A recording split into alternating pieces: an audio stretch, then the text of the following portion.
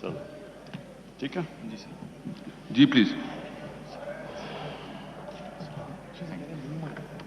بسم اللہ الرحمن الرحیم.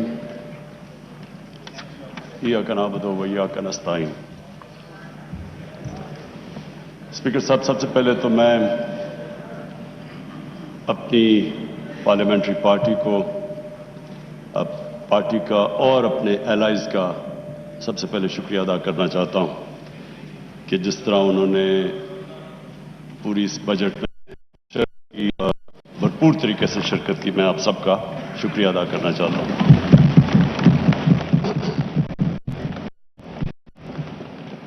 اسپیکر صاحب، اس کے بعد میں آج اپنی جو میں نے بجٹ کی تقریر کرنی ہے اس سے پہلے میں آج دعوت دینا چاہتا ہوں اپوزیشن کو اس چیز پہ،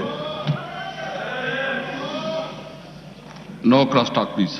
اس چیز پہ کہ اس ملک میں 1970 کے بعد سارے الیکشنز کنٹروورشل ہوئے ہیں، اور ابھی بھی بائی الیکشن سینٹ اس میں بھی کنٹروورسی ہو گئی.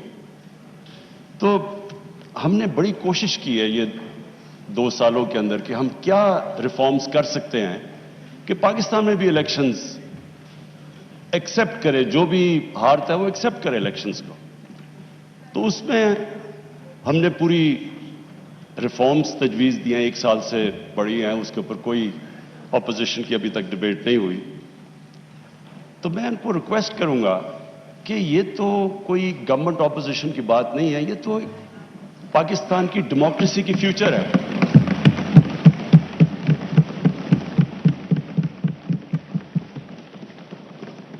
اسپیکر صاحب، کیونکہ میری 21 سال زندگی انٹرنیشنل کرکٹ میں گزری، تو میں صرف اپنے تجربے سے بتانا چاہتا ہوں کہ جب ہم کرکٹ کھیلتے تھے تو اپنے اپنے امپائر ملک کھڑے کرتے تھے، اور ہوتا کیا تھا کہ جو ہارنے والا ہے وہ ہار نہیں مانتا تھا. کہتے جو ہارتا تھا مخالف ملک میں جا کے وہ کہتا تھا جی امپائروں نے ہمیں ہرا دیا. اور مجھے فخر ہے اس چیز پہ کہ میں ایز پاکستان کیپٹن پوری کیمپین کی، اور پاکستان وہ ملک تھا جس نے کرکٹ ہسٹری میں پہلی دفعہ نیوٹرل امپائرز کھڑے کیے.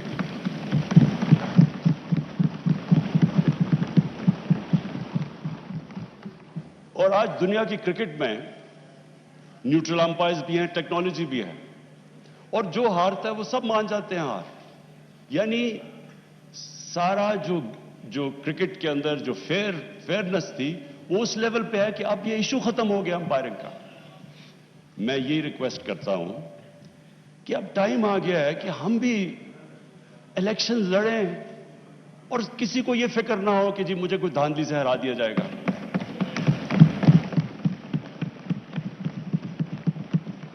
پہلے دن میں نے تقریر کرنے کی کوشش کی، اپوزیشن نے نہیں کرنے دی، اور انہوں نے کیا کہا؟ انہوں نے کہا جی الیکشن ٹھیک نہیں ہوئے. جب الیکشن ٹھیک نہیں ہوئے تو بتانا تھا کہ کس طرح ٹھیک نہیں ہوئے. جب ٹرمپ نے کہا کہ الیکشن ٹھیک نہیں ہوئے تو ان کے میڈیا اور پبلک نے کہا کہ ثبوت دو کہ ٹھیک نہیں ہوئے. ہم نے جب 2013 کے الیکشن میں کہا ٹھیک نہیں ہوئے تو ہم نے 133 میں سے 4 حلقے ڈیمانڈ کیے تھے کہ ان کی رینڈم آپ ان کی آڈٹ کر دیں. اگر یہ ٹھیک ہے ہم الیکشن مان جائیں گے. ہمیں نہیں، ان 4 حلقوں کو نہیں کھولا گیا. ایونچولی عدالت میں جا کے کیس لڑ کے 2-2.5 سال کے بعد کھلے، 4 میں دھاندلی نکلی.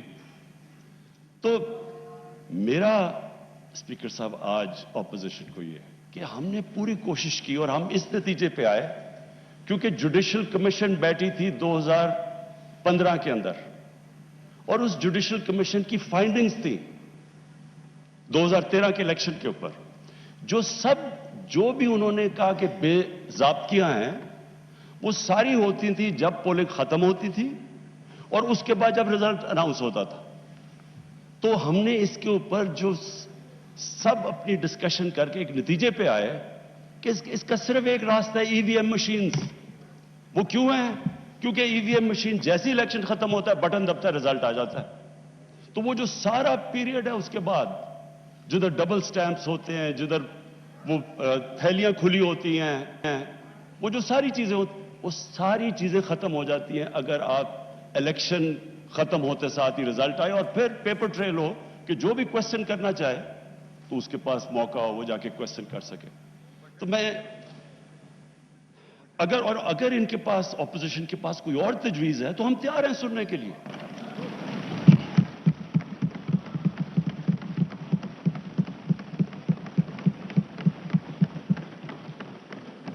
لیکن یہ تو کوئی ہر الیکشن اگر آج آپ کچھ اس میں کوئی ریفارم نہیں کریں گے یہ تو پھر ہر الیکشن کے اندر یہی سلسلہ ہوگا جس طرح بائی الیکشن جس طرح سینٹ کے اندر.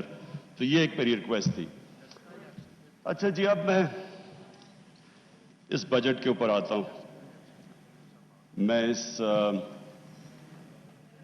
بجٹ کے اوپر بات کرنے سے پہلے اپنی ویژن کی بات کرنا چاہتا ہوں کہ ہماری ویژن کیا پاکستان کی اور جو بجٹ ہے وہ ریفلیکٹ کرنا چاہیے جو ایک ملک کی ویژن ہے. مجھے خوشی اس لیے اور میں شوکت ترین آپ کو اور آپ کی ساری اکنامک ٹیم کو آج خراج تحسین اس لیے پیش کرتا ہوں کہ آپ نے جو میری ویژن تھی پاکستان کی اس کے مطابق آپ نے بجٹ بنایا.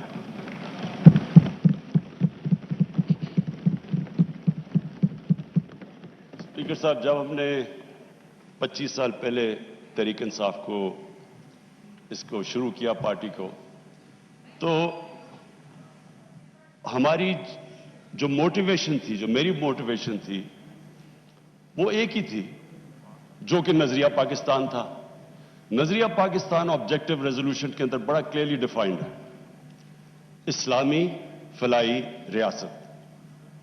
یہ جو اسلامی فلاحی ریاست ہے یہ نظریہ جو ہمارے فاؤنڈنگ فادرز تھے انہوں نے مدینہ کی ریاست سے لیا کیونکہ وہ دنیا کی پہلی فلاحی ریاست تھی. اب اسپیکر صاحب ہم نے یہ کیوں میں ذرا سارے ہاؤس کے لیے اپنے یوتھ کے لیے سب کے لیے کہنا چاہتا ہوں کہ یہ کیوں ضروری ہے کہ ہم پاکستان اسی فاؤنڈنگ فادرز کی ویژن کے اوپر واپس جائیں. وہ اس لیے ضروری ہے اسپیکر صاحب کہ اگر اس ہمارے ملک کی ویژن سے ہم پیچھے ہٹ جاتے ہیں تو پاکستان کا مقصد ختم ہو جاتا ہے. پاکستان جب بنا تھا تو ہمیں یہ پتا ہونا چاہیے کہ بہت زیادہ مسلمان ہندوستان میں رہ گئے تھے لیکن انہوں نے بھی پاکستان کی حمایت کیوں کی تھی؟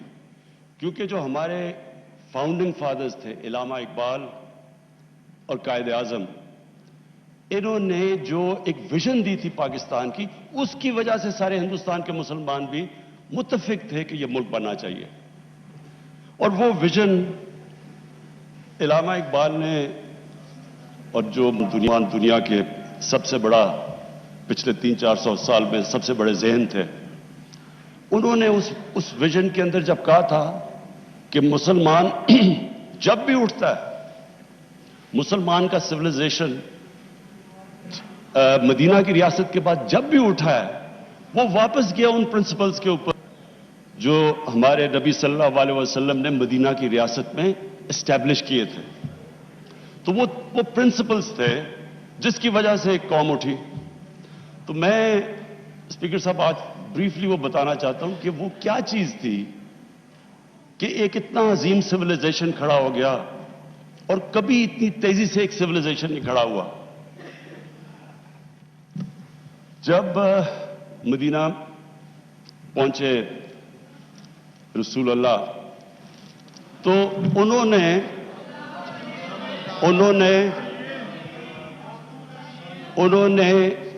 مدینہ کی ریاست میں جو پرنسپلز طے کیے یہ دنیا کی تاریخ اس کی گواہ ہے کہ ان کے مدینہ کے آنے کے بعد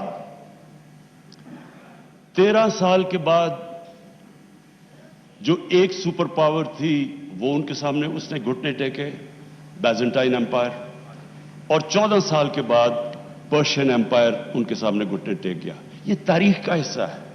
اور اس کے بعد جو وہ سویلائزیشن انہوں نے سیٹ اپ کیا وہ دنیا کا سب سے عظیم سویلائزیشن تھا.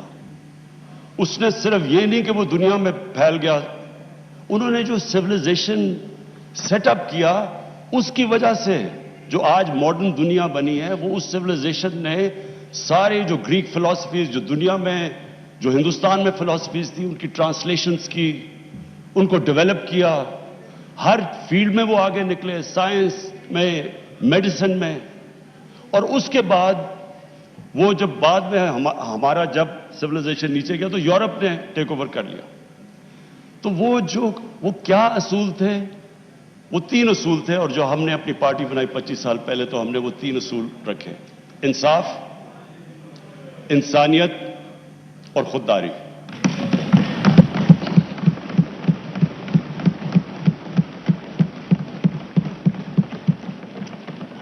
اور یہ 3 ہماری ویژن سٹیٹمنٹ میں ہیں کہ ہم یہ سمجھتے ہیں کہ جو ہمارا بجٹ ہے وہ ریفلیکٹ کرنا چاہیے یہ 3 پرنسپلز اس سے پہلے میں آج اپنی اکنامک ٹیم کو خراج تحسین پیش کرتا ہوں ہماری جو اکنامک ٹیم ہے اور جس میں جب سے ہماری گورنمنٹ آئی اور اب تک جس نے بھی ہماری اکنامک ٹیم میں شرکت کی سارے مستحق ہیں آج مبارک کے بھی اور خراج تحسین کے بھی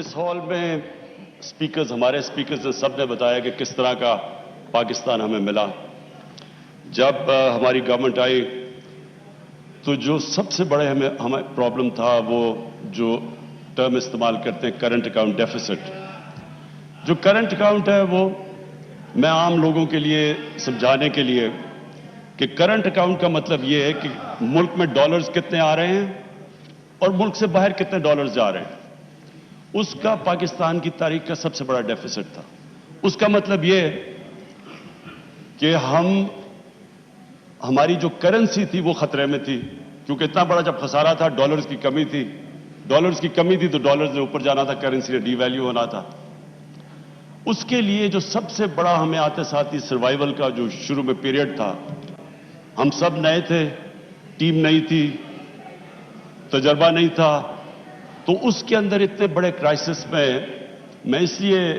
اپنی ٹیم کو خراج تحسین پیش کرتا ہوں کہ ہم نے بڑے مشکل قدم اٹھائے اپنی اکانومی کو سٹیبلائز کرنے کے لیے تکلیف دہ تھے اور اسپیکر صاحب وہ تکلیف دہ ایسے تھے کہ آپ میں ایک ملک اگر گھر کی مثال لے لیں میں سب کے لیے ایک آسانی پیدا کرنا چاہتا ہوں کہ ہمارے سارے جو بھی آج دیکھ رہے ہیں سب کو سمجھ آ جائے کہ وہ کیا مشکل تھی پاکستان کو ایک گھر مقروض ہو جاتا ہے آمدنی اور خرچے میں بڑا خسارہ ہو جاتا ہے کرایہ دار آ رہا ہے لوگ آ رہے ہیں پیسے مانگنے کے لیے قرضے لیے ہوئے ہیں تو وہ گھر کیا کرتا ہے وہ صرف دو چیزیں کر سکتا ہے اپنے خرچے کم کرتا ہے اور اپنی آمدنی بڑھانے کی کوشش کرتا ہے تو جب وہ اپنے خرچے کم کرتا ہے تکلیف ہوتی ہے گھر کو خرچے جب کم کرتا ہے اگر آپ کے بچہ ایک اچھے سکول میں جا رہا ہے اس کو آپ کو نکال کے دوسرے اس سکول میں گورنمنٹ سکول میں ڈالنا پڑتا ہے اگر آپ کا گاڑی ہے تو موٹر سائیکل ہو اگر موٹر سائیکل ہے تو سائیکل لینا پڑتا ہے وہ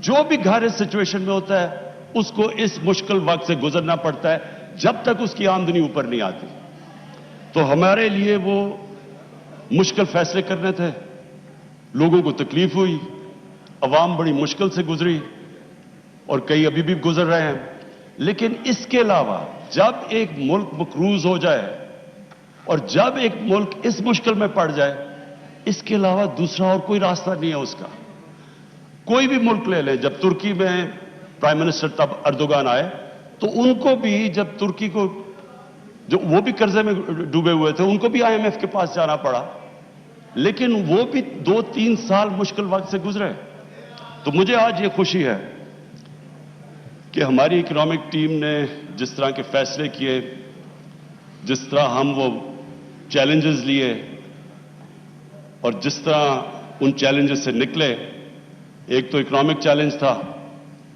دنیا میں باہر گئے پیسے اکٹھے کرنے کی پوری کوشش کی میں آج پھر اپنے وہ ملکوں کا شکر گزار ہوں جس طرح UAE نے ہماری مدد کی سعودی عربیہ نے ہماری مدد کی چائنا نے ہماری مدد کی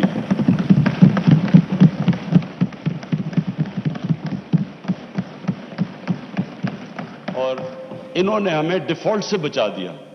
ڈیفالٹ کا بھی میں مطلب عام لوگوں کی لیے سمجھا دوں کہ ڈیفالٹ کا مطلب یہ ہوتا ہے کہ جب آپ اپنے لائبلٹیز آپ کے پاس پیسہ نہیں ہوتا لائبلٹیز دینے کا. جیسے ہی ایک ملک ڈیفالٹ کرتا ہے تو سب سے بڑا اس کے اوپر جو مسئلہ آتا ہے اس کی کرنسی پہ آتا ہے. تو جیسے جیسے آپ کی کرنسی گرتی ہے ملک میں مہنگائی بڑھ جاتی ہے, غربت بڑھ جاتی ہے, ساری انویسٹمنٹ رک جاتی ہے. تو ڈیفالٹ سے بچنے کے لیے ایک گورنمنٹس پوری کوشش کرتی ہے اور آئی ایم ایف کے پاس بھی اس لیے جاتی ہے. ہم نے شروع میں جب ہماری آئی ایم ایف سے نیگوسیشنز تھی ہم نے کوشش کی کہ ہم نہ جائیں. ہم نے کوشش کی کوئی طریقہ نکلا ہے کیونکہ اتنا بڑا خسارہ تھا $20 ارب کا. جو آئی ایم ایف کنڈیشنز لے رہی تھی وہ بڑی مشکل تھی, اس سے لوگوں کو بڑی تکلیف ہونی تھی. اس لیے ہم کوشش کرتے رہے کہ ہمیں کوئی اور سورسز سے پیسہ مل جائے, لیکن آخر ہمیں جانا پڑا. اور آئی ایم ایف کی جو کنڈیشنز تھی وہ مشکل تھی اور اس سے عوام کو تکلیف تھی. اب اس چیلنج سے نکل ہی رہے تھے, کرونا آ گیا. اور کرونا کے اندر ساری دنیا کے اندر جو اگر آپ دیکھیں کہ جو امپیکٹ پڑا ہے کرونا کا ان کی اکانومی کے اوپر, ساری دنیا کے اوپر امپیکٹ پڑا. تو ایک اکانومی جو پہلی تکلیف میں تھی اس کے اوپر سے کرونا آ گیا. میں آج پھر سے میں پہلے بھی ان کو خراج تحسین پیش کر چکا ہوں اپنی این سی او سی اسد عمر آپ کی اور آپ کی ٹیم کو.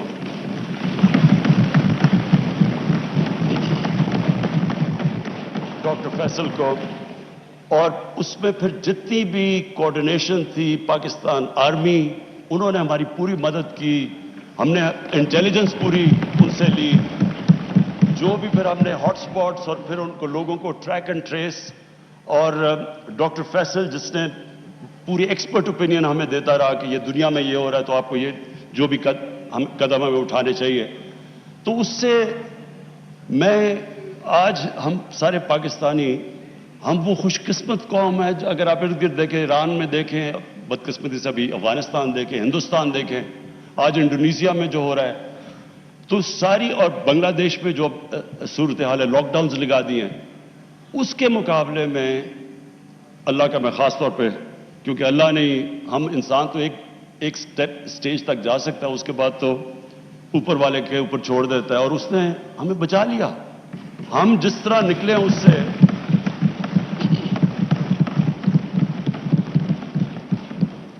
اور میں صرف ایک چیز کہوں گا کہ میرے خیال میں, یہ میرا ایمان ہے اللہ پہ کیونکہ وہ غریب کی آواز سنتا ہے, ہم اس لیے بھی بچے کہ ہم نے بڑی جلدی یہ فیصلہ کیا کہ ہم پورا لاک ڈاؤن نہیں لگانے لگے, کیونکہ اس میں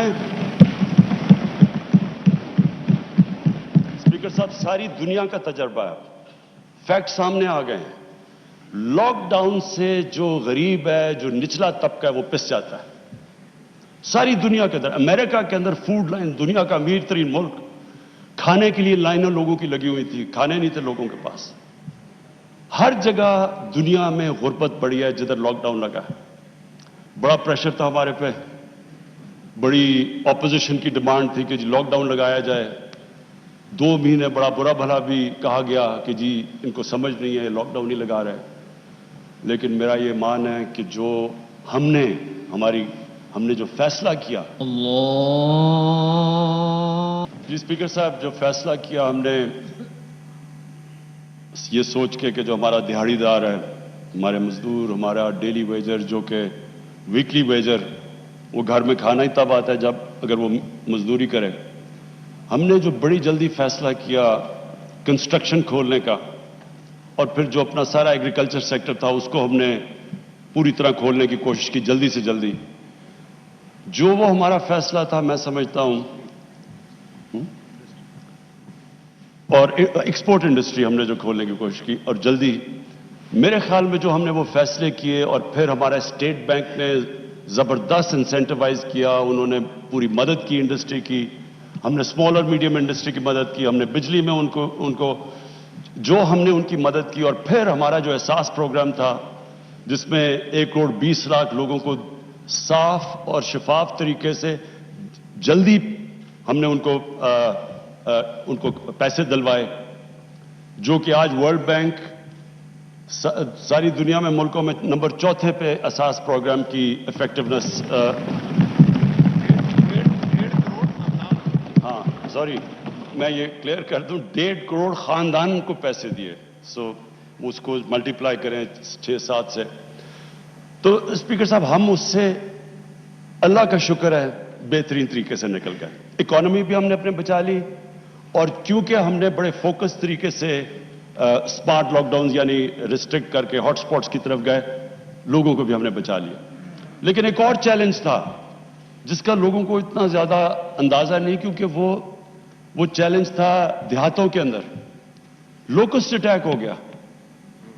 لوکسٹ کا ایک وقت پہ اتنا زیادہ خطرہ تھا, ادھر بھی ہم نے کمانڈ اینڈ کنٹرول سینٹر بنایا. انہوں نے باقاعدہ فخر امام فوڈ سیکیورٹی سے انہوں نے جا کے اس کو سپروائز کیا. اس میں بھی سب انوالوڈ تھے, جس طرح ہماری NCOC تھی.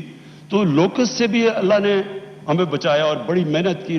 عید پہ بھی لوگوں نے کام کیا. تو اسپیکر صاحب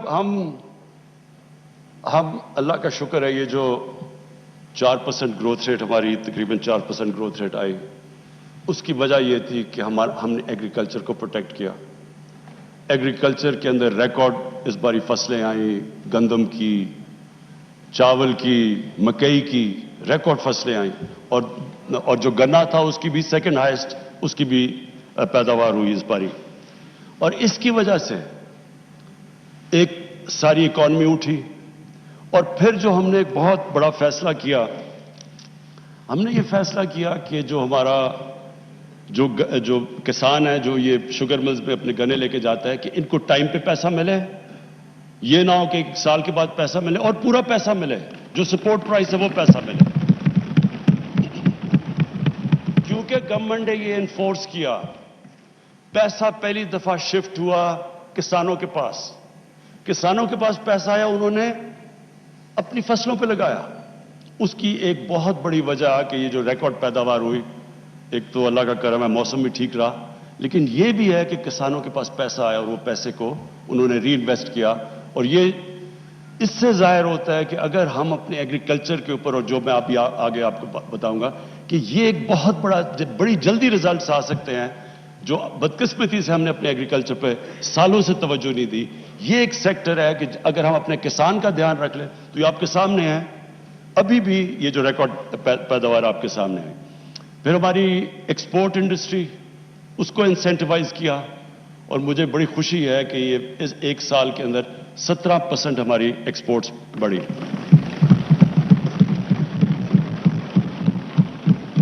اسپیکر صاحب, جو جون کا مہینہ تھا, جون کے مہینے میں ہماری جو ایکسپورٹ صرف جون کے مہینے میں ہوئی وہ $2.7 ارب ہوئے, جو آل ٹائم پاکستان ریکارڈ ہے ایک مہینے کے اندر.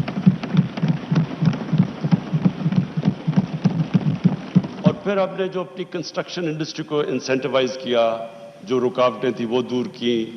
ہم نے باقاعدہ جو کنسٹرکشن انڈسٹری کے اندر لوگ تھے ان سے مذاکرات کر کے ہم نے ہر کوشش کی کہ ان کو انسینٹیوز دیے جائیں, کیونکہ جب کنسٹرکشن انڈسٹری چلتی ہے تو اس کے ساتھ, اور خاص طور پہ ہاؤسنگ, تو جتنے 30 انڈسٹریز ریلیٹڈ ہیں وہ ساری چلنی شروع ہو جاتی ہیں.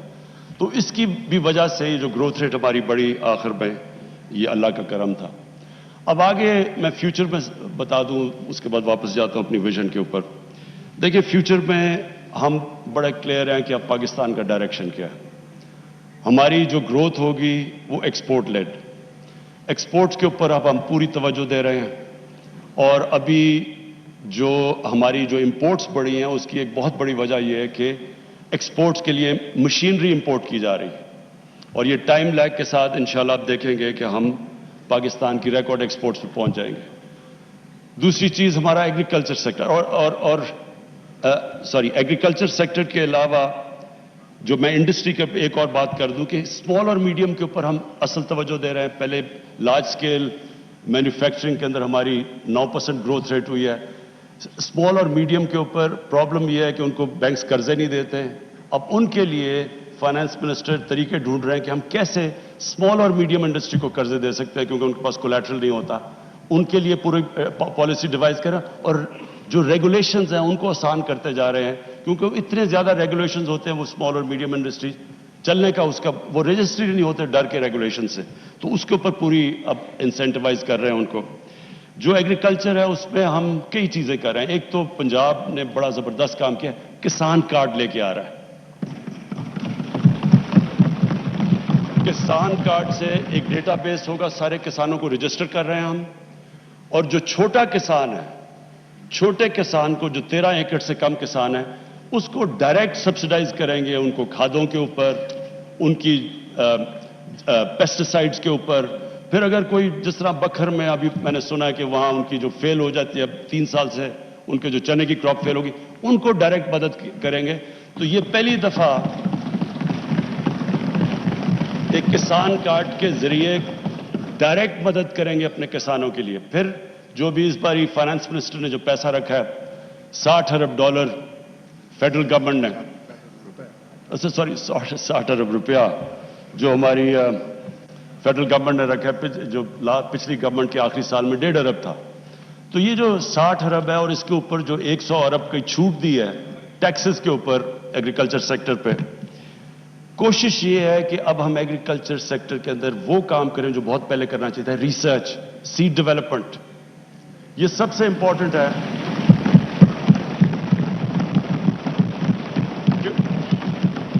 क्योंकि हमारी प्रोडक्टिविटी अगर आप दूसरी दुनिया के मुल्कों से देखें तो पाकिस्तान तकरीबन सबसे कम प्रोडक्टिविटी है हमारी। तो बड़ी जल्दी अगर हम इस पे काम कर लें, तो जिस तरह इस बार रिजल्ट्स आए हैं, और हमारा आगे मसला भी फूड सिक्योरिटी का है, क्योंकि हम अब फूड इंपोर्टर बन चुके हैं। गंदम भी हमें इंपोर्ट करनी पड़ रही है, चीनी भी इंपोर्ट करनी पड़ रही है, हमें दालें इंपोर्ट करनी पड़ रही हैं, और एडिबल ऑयल तो खैर पहले भी हम इंपोर्ट करते थे। तो अब हमारी कोशिश ये है कि इनकी पहले तो अपनी पैदावार बढ़ाएं ताकि आगे बढ़ते हुए आबादी के लिए हम फूड सिक्योरिटी प्रोवाइड करें, लेकिन उसके अलावा अपनी उसके अलावा जो किसान है उसको डायरेक्ट, छोटे किसान को सब्सिडाइज करें, क्योंकि असल हमारा 70% तो छोटा किसान है, और उसका सबसे बड़ा प्रॉब्लम होता है उसके पास पैसा नहीं होता, वो आर्थिक से फंस जाता है। और उसकी हमने किसान की और मदद करने के लिए क्या फैसला किया, किसान मार्केट्स। ये चाइना से हमने देखा है कि उन्होंने वर्चुअल मार्केट्स बनाए हुए हैं, जो किसान और होलसेलर या रिटेलर को वो इकट्ठा कर देते हैं। वो डायरेक्टली किसान सप्लाई करता है रिटेल को, उसको लोगों को भी सस्ती चीजें मिलती हैं, बीच में जो मिडलमैन उड़ जाता है, और किसान को भी ऊंची प्राइस मिलती है। इसके ऊपर अब इंशाल्लाह हम पूरा काम कर रहे हैं। फिर जी, पाकिस्तान का जो बड़ा मसला है दूध। अब दूध एक ऐसी चीज है जो कि एक बच्चों के लिए सबसे इंपॉर्टेंट न्यूट्रिशन है, प्रोटीन है। अब मसला ये बना हुआ है, कैल्शियम है। प्रॉब्लम हमारा ये है कि जो खुला दूध बिकता है वो ज्यादातर कंटेमिनेटेड है, और फिर जब हम उनको जो कंटेमिनेट दूध को हटाते हैं तो उसकी कीमत ऊपर चली जाती है। तो हम इस नतीजे पे आए हैं कि इसका सबसे आसान तरीका ये है कि इनकी जेनेटिक इंप्रूवमेंट करें गायों की और भैंसों की, और उसके लिए हम बाहर से अब यही बाहर से इंपोर्ट कर रहे हैं जो जिससे इनकी हम जीन्स को इंप्रूव कर सकें। इंशाअल्लाह ये हम समझते हैं कि 1-2 सालों के अंदर, 2 सालों में इसका इंपैक्ट पड़ जाएगा, और इसके लिए हमने काफी पैसे रखे हुए हैं कि हमारा जो लाइफ स्टॉक है वो इंप्रूव हो। इतनी ज्यादा हमारे पास गाय भैंसे हैं, लेकिन उनकी प्रोडक्टिविटी बहुत चाइना में 6 गुना ज्यादा उनको वही दूध लेती है गाय से जिस पाकिस्तान के मुकाबले में। तो अगर हम दुगना भी कर लें तो ये बहुत बड़ा इंपैक्ट पड़ जाएगा हमारी जो इंपॉर्टेंट है दूध सप्लाई के लिए। अच्छा स्पीकर साहब, अब मैं वापस रिवर्ट करता हूं कि पाकिस्तान ने अगर आगे बढ़ना है तो हमें उन असूलों के ऊपर वापस जाना चाहिए जिस विजन के मुताबिक पाकिस्तान बना था। जो 3 चीजें हैं, इंसानियत, इंसाफ और खुददारी। सबसे पहले तो मुझे इस बजट में सबसे बड़ी खुशी हुई कि पाकिस्तान की तारीख का सबसे ज्यादा पैसा हमने सोशल प्रोटेक्शन के लिए दिया है।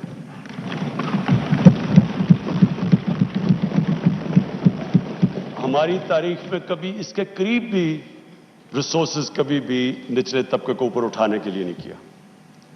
जो मदीना की रियासत में جو اصول رکھا گیا تھا، پیسے نہیں تھے ابھی ان کے پاس. شروع میں مدینہ میں مسلمان بڑے غریب تھے، لیکن رسول اللہ نے، نبی صلی اللہ علیہ وسلم نے شروع میں ہی کہہ دیا کہ ہماری سب سے بڑی کوشش ہوگی کہ جو کمزور طبقہ ہے، جو بیوہ ہیں، جو یتیم ہیں، جو معذور ہیں، غریب ہیں، ان کو ریاست نے ان کی ذمہ داری لی تھی. یہ پہلی دفعہ دنیا میں ایک ویلفیئر اسٹیٹ بنی تھی. تو پاکستان شروع سے ہی ہمیں جس طرف جانا چاہیے تھا ہم نہیں گئے، ہم دوسری طرف چلے گئے. ہم نے کہا پہلے پیسہ آئے گا پھر ویلفیئر اسٹیٹ بنے گی، کہ جو اوپر سے جو ورڈ یوز کیا جاتا ہے ٹرکل ڈاؤن افیکٹ ہوگا، پیسہ ہوگا تو پھر وہ پیسہ نیچے آئے گا. یہ ٹرکل ڈاؤن افیکٹ مدینہ کی ریاست میں نہیں تھا. پہلے انہوں نے ذمہ داری لی اپنے کمزور طبقے کی، پہلے ریاست نے ان کو اوپر اٹھایا اور پھر خوشحالی آئی. اصل میں جو ایمان والے لوگ ہیں وہ یہ جانتے ہیں کہ کامیابی تو اللہ نے دینی ہوتی ہے، کوشش انسان کرتا ہے، وہ دیکھتا ہے. وہ پھر سے میں یہ کہوں گا، وہ غریب کی آواز سنتا ہے. جب آپ نچلے طبقے کی مدد کرتے ہیں، دکھی انسانیت کی، اوپر والے سے برکت آتی ہے. اور یہ ہمارے سامنے ہے.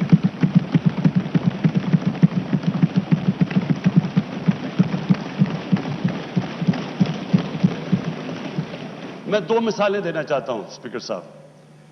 چائنا اور ہندوستان دونوں کی آبادیاں 1 ارب سے زیادہ ہیں. 35 سال پہلے چائنا تقریباً ادھر ہی کھڑا تھا جدھر ہندوستان کھڑا تھا. آج چائنا کدھر چلا گیا اور ہندوستان کدھر ہے؟ انہوں نے کیا کیا اور جو ہندوستان نے نہیں کیا؟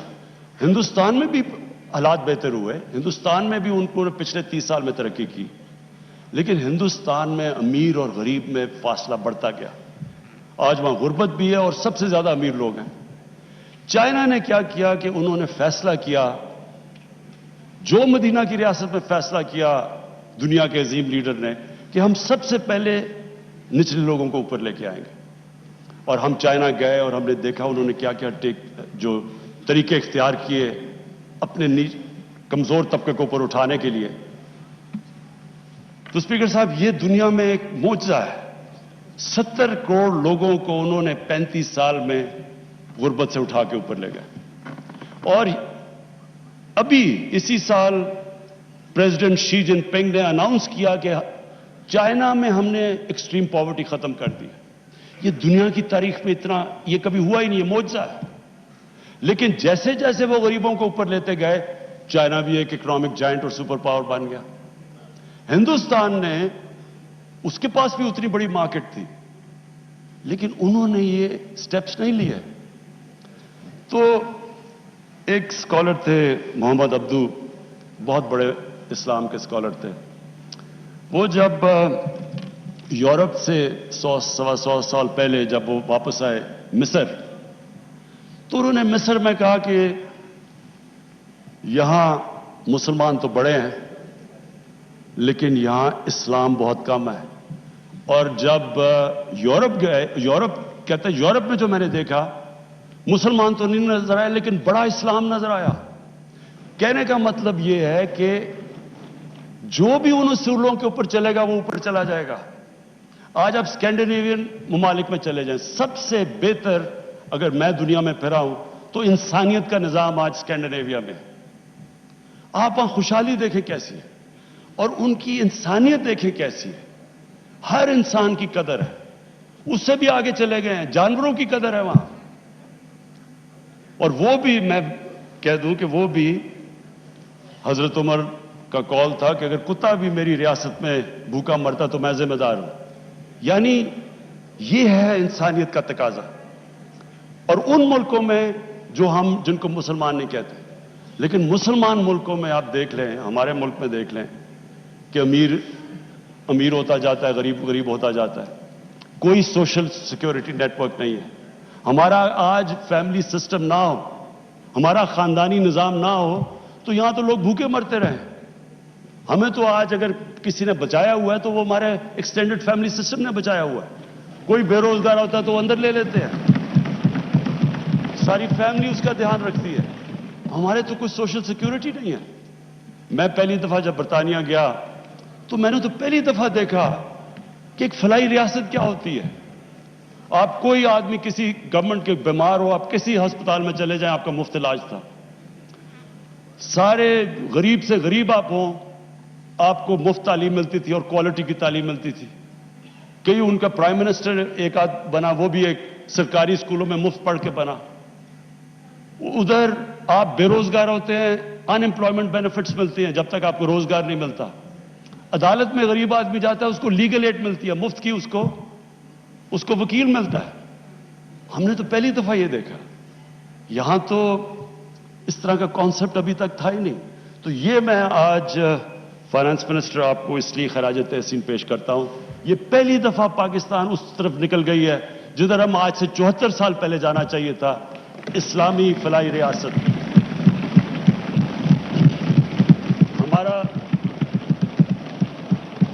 ہم نے 500 ارب روپیہ ہم نے رکھا ہوا ہے, ایک نیا پروگرام لے کے آ رہے ہیں, کامیاب جوان, کامیاب پاکستان.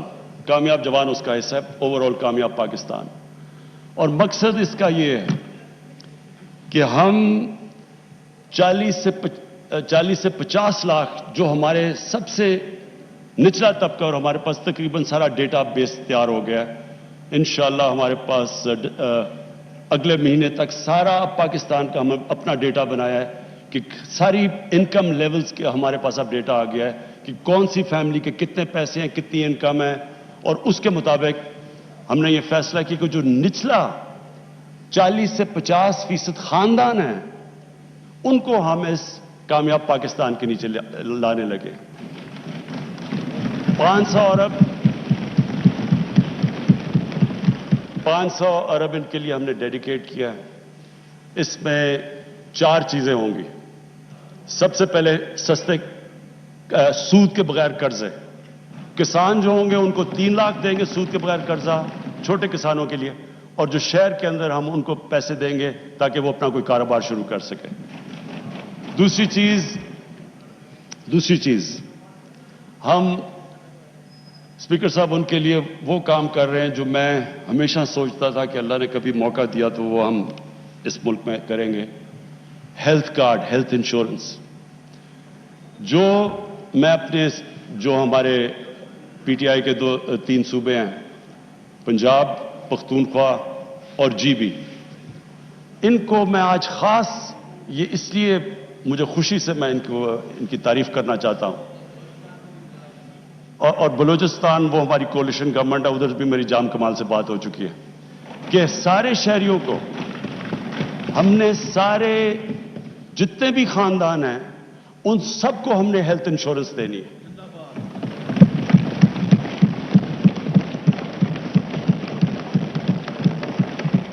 اسپیکر صاحب, یہ جو بھی جس نے بھی دیکھا ہوا ہے, جس نے اس ملک میں غربت دیکھی ہے, سب سے بڑا عذاب ایک غریب خاندان پہ ہوتا ہے جب وہاں ایک بیماری ہو جاتی ہے. پہلے ان کے بجٹ نہیں مل رہا ہوتا ہے, وہ مشکل سے اپنے گھر کا گزارا کر رہے ہوتے ہیں, تو ایک فرد جب بیمار ہوتا ہے یا اس کو کوئی پیسہ خرچ کرنا پڑتا ہے, وہ قرضے لیتے ہیں, سارا خاندان غربت کے نیچے چلا جاتا ہے.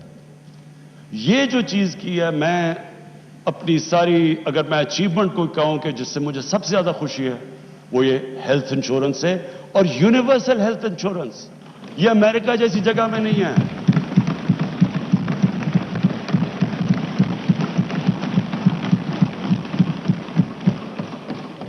اسپیکر صاحب, ڈیولپڈ ملکوں کے اندر بھی پریمیم دینا پڑتا ہے ہیلتھ انشورنس کا. یہاں مفت انشورنس دے رہے ہیں اپنے سارے خاندانوں کو. یہ میں نے آپ کو بتایا جتنے صوبے ہمارے نیچے. اور یہ صرف ایک ہیلتھ انشورنس نہیں ہے اسپیکر صاحب, یہ ہیلتھ سسٹم ہے. یہ اب پاکستان میں ماڈرن ہیلتھ سسٹم انشاءاللہ بنے گا. وہ کیسے؟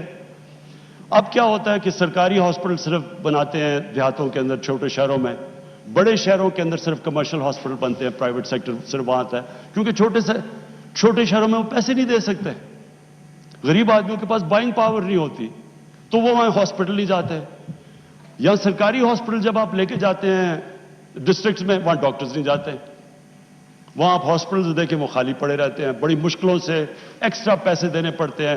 پختونخوا میں انہوں نے ایکسٹرا ان کے لیے پیسے دیے تاکہ ڈاکٹرز جا سکیں.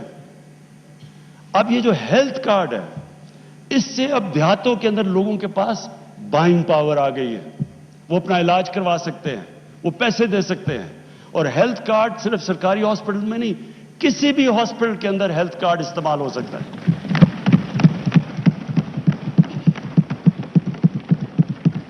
گورنمنٹ کے پاس تو پیسے نہیں سارے ملک میں ہاسپٹلز بنانے کے لیے, ہمارے پاس تو اتنے پیسے نہیں ہیں. پرائیویٹ سیکٹر آئے گا اور پرائیویٹ سیکٹر کے لیے ہم اب آسانیاں پیدا کر رہے ہیں. کیسے کر رہے ہیں؟ اوقاف کی زمین, ویکیو ٹرسٹ کی زمین ہم نے فیصلہ کیا ہے کہ ان کو سستے داموں کے اندر ہم ہاسپٹلز کے لیے دیں گے, کیونکہ اتنی مہنگی زمین ہے شہروں کے اندر, اور تاکہ وہ جب ہاسپٹل بناتے ہیں ان کے پاس اتنا موقع نہیں ہوتا کہ اپنا ریکور کرنے کے لیے کاسٹ, تو ان کو سستی زمینیں دیں گے. جو بھی میڈیکل اکوپمنٹ پاکستان میں نہیں بنتی وہ ڈیوٹی فری باہر سے امپورٹ کروائیں گے پرائیویٹ سیکٹر کے لیے.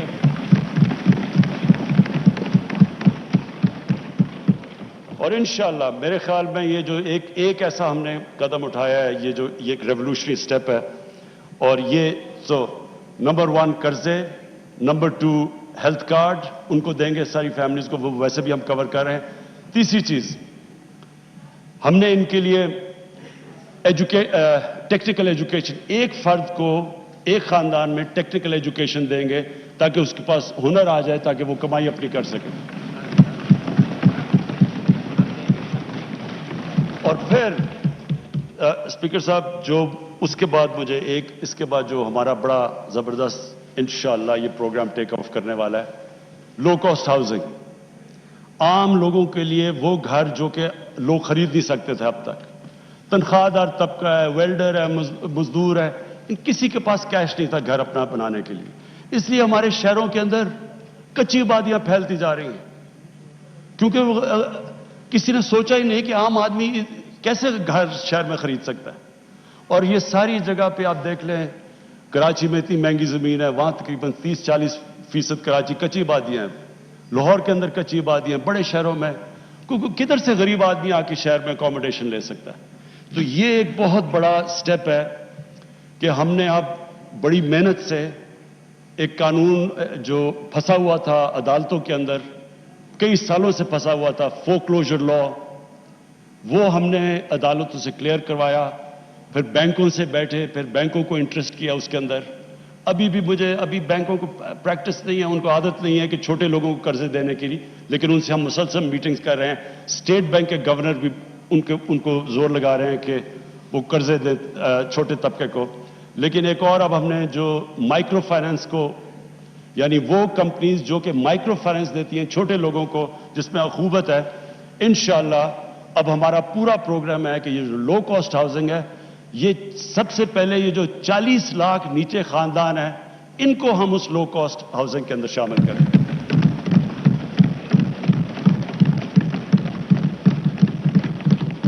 پھر اسپیکر صاحب احساس پروگرام اب ہمارا اس اگلے مہینے, جس طرح میں نے کہا, ہمارے پورا ڈیٹا بیس پاکستان کا کمپلیٹ ہو جائے گا.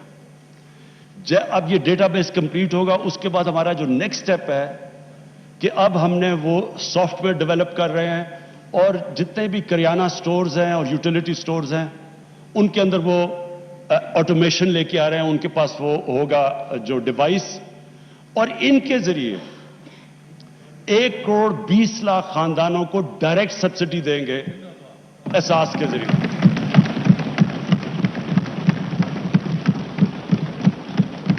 یہ اسپیکر صاحب یہ کبھی پاکستان میں نہیں ہوا. یہ پہلی دفعہ ہوگا کہ جو نچلا ہمارا, آپ سوچ لیں 1 کروڑ 20 لاکھ خاندان, ان کو ڈائریکٹ سبسڈی کس چیز کی دیں گے؟ کیونکہ ایک انٹرنیشنلی مہنگائی بڑھ رہی ہے, کموڈٹیز کی قیمت ریکارڈ پہ گئی ہوئی ہے پچھلے 1 سال کے اندر.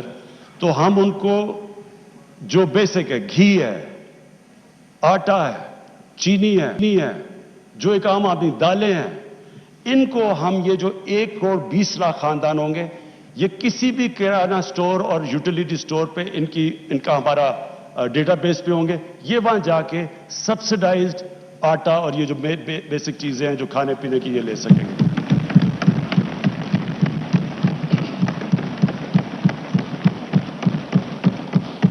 اور پھر 90,000 ہم اسکالرشپس انڈر گریجویٹ اسکالرشپ اپنے غریب طبقے کو دے رہے ہیں جو بھی نیچے.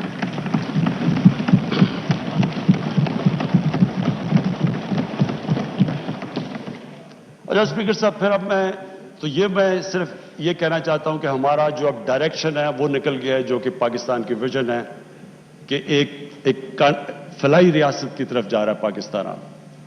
میں یہ بھی کہہ دوں کہ مجھے جو بڑی خوشی ہوتی ہے جب میں دیکھتا ہوں جو ہم نے پناہ گاہ بنائی ہوئی ہیں، جو مزدور ہیں بیچارے، جو محنت کش لوگ جو کہ سارا دن مزدوری کرتے ہیں اور پھر بچا کے پیسہ اپنے بیوی بچوں کو بھیجتے ہیں. تو اب ہماری پناہ گاہ کا جو جال ہے وہ انشاءاللہ ہم سارے پاکستان میں ان ایریاز میں دیتے ہیں جدھر باہر سے لوگ مزدوری کرنے آتے ہیں، تاکہ وہ سو بھی سکیں، ان کو کرایہ بھی نہ دینا پڑے، ان کو کھانا پینا بھی مل جائے، وہ صاف ان کو نہا دھو بھی لیں، اور اس کے بعد جو بھی پیسہ ان کا بچے وہ سیدھا اپنے گھر میں بیوی بچوں کو بھیجیں.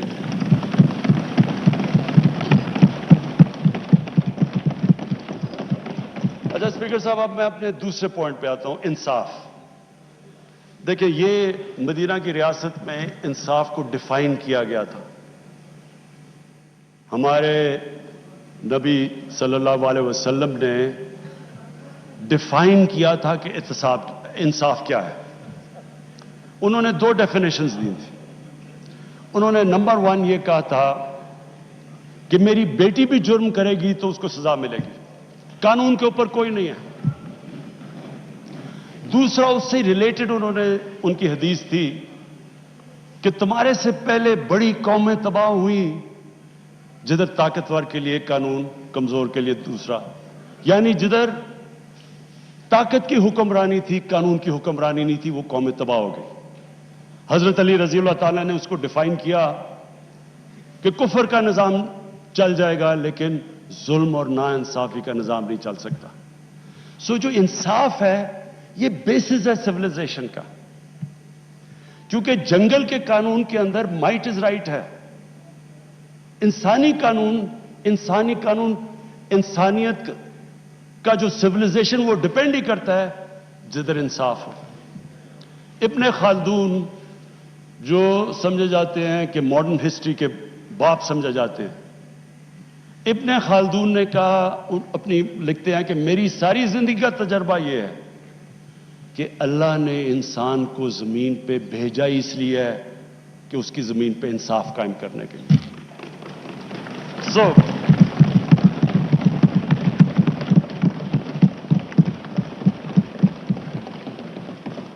اسپیکر صاحب، یہ جو بیسس ہے قانون کی حکمرانی، یہ ہے بیسس ایک سوسائٹی کا. آج اگر آپ دنیا کی تاریخ سٹڈی کر لیں تو معاشرہ تو وہی اوپر گیا، خوشحال وہ ہوا جدھر انصاف ہے. شیر شاہ سوری کی میں پڑھ رہا تھا کہ جب وہ اوپر آئے، وہ تو ان کو ایک جاگیر دی گئی. شیر شاہ سوری کی جو جاگیر اٹھے، شیر شاہ سوری ادھر سے کیسے اٹھا کہ اس نے اپنی جاگیر میں سب سے پہلے جتنے بڑے بڑے ڈاکو تھے ان کو اس نے کیا.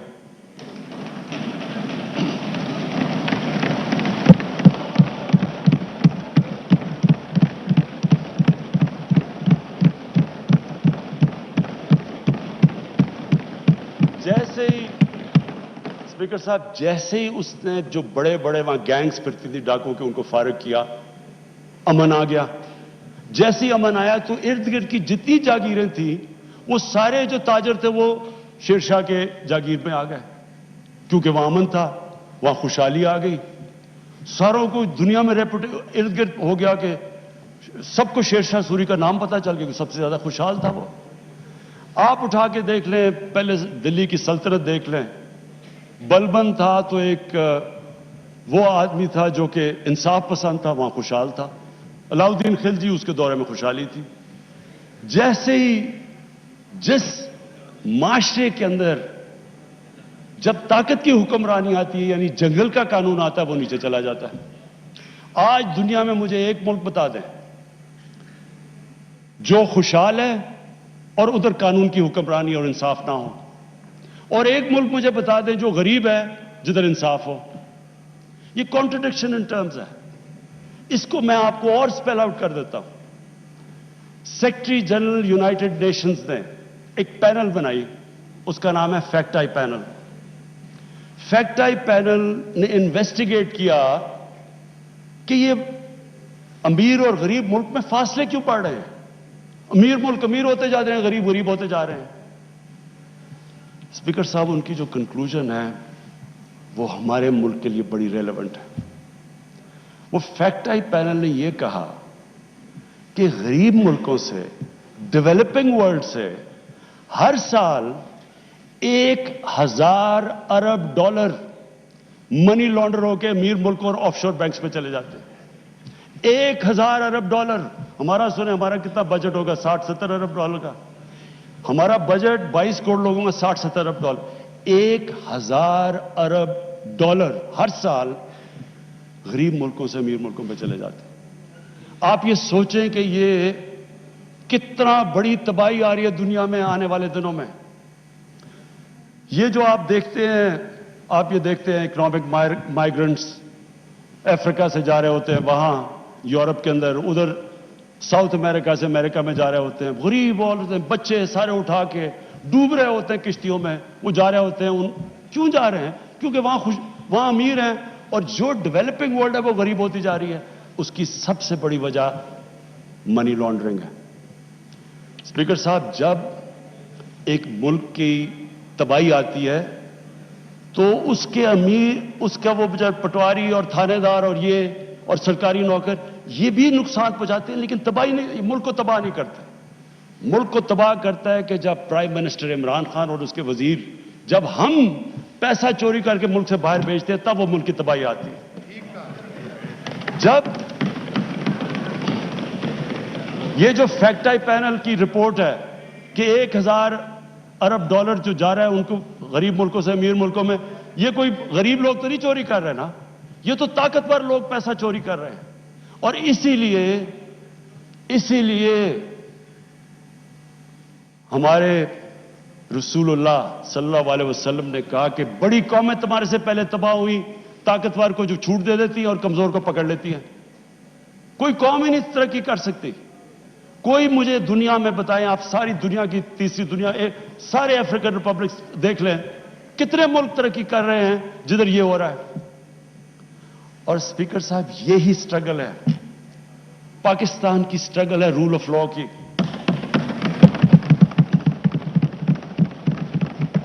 مجھے بھی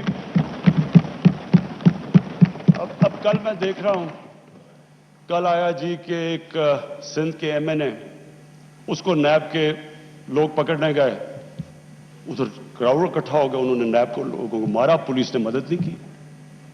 تو یہ کیا, اس کا کیا مطلب کہ میں اگر 1,000-2,000 آدمی جمع کر لوں, میں جو مرضی قانون توڑ دوں, میں قانون کے اوپر چلا جاؤں گا؟ یہ ہے جنگل کا قانون, جس کی لاٹھی اس کی بھینس. یہ ایک سیولائز ملک کے اندر ملک نہیں چل سکتا ایسے.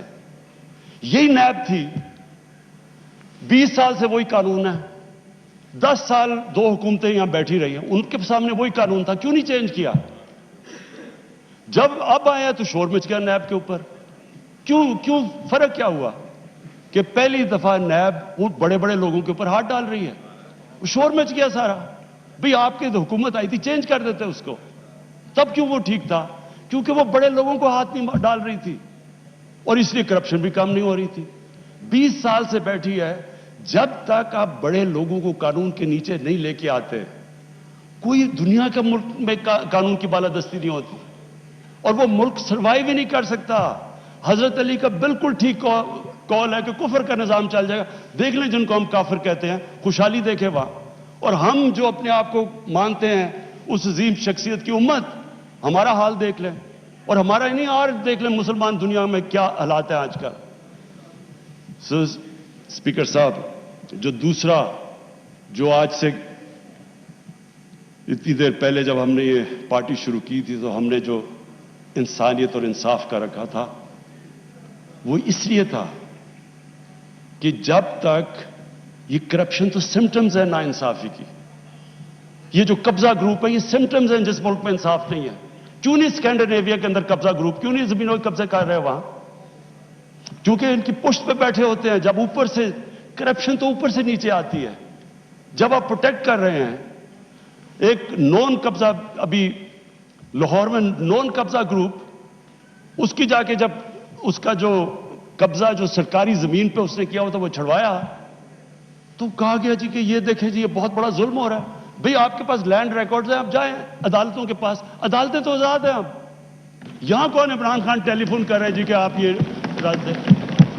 ہمیں کون سپریم کورٹ کے اندر، سپریم کورٹ آزاد ہے آج. کوئی کہہ سکتا ہے کہ لاہور ہائی کورٹ آزاد نہیں ہے؟ کیا کوئی کہہ سکتا ہے کہ ہماری حکومت اس کو کنٹرول کر رہی ہے؟ تو سارے آزاد ہیں.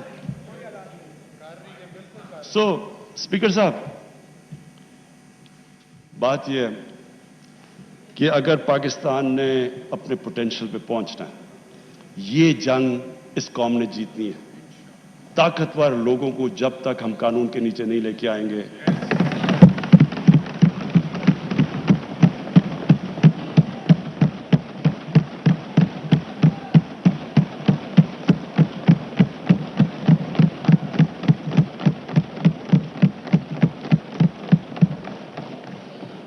اچھا. اور تیسری چیز، یہ میرا آخری پوائنٹ ہے، خودداری. اسپیکر صاحب، جب سے پاکستان بنا ہمارے اندر ایک بڑی بدقسمتی ہے. ہمارا لیڈر عظیم تھا قائد اعظم محمد علی جناح، ایک غلام ہندوستان میں ایک آزاد انسان تھا.